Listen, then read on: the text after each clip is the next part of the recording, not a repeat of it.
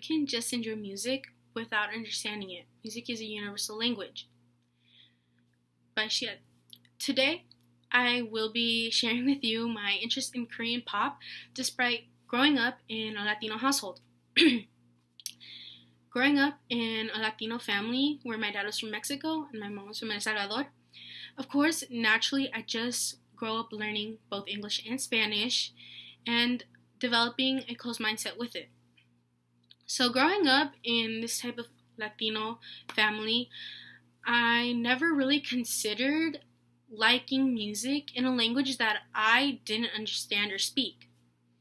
You were made to seem weird or like you were an outsider if you listened to music that was in a language you didn't speak, and of course, K-pop was one of them. But as I grew older, I learned that all of this was false, and this is what I had to show for it. My first Korean pop album, my K-pop album, and that is my cultural artifact in the aspect of my music taste. I consider it so important to me because it signifies a sign of growth. I like Korean pop because I like the message it sends out. Their music sends out a message of learning to love and accept myself as long as growing with the environment around me.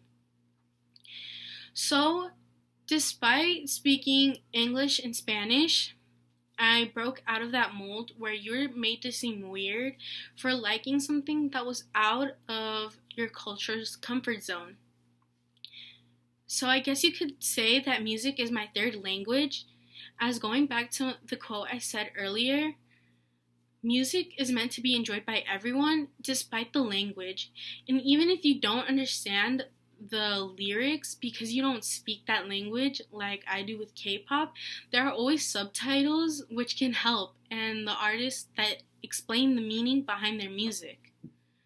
That's why K-pop is so important to me, and that's why I will always cherish my first K-pop album because it felt like I had finally learned to accept that I love Korean music even if everyone around me says it's weird, including my family.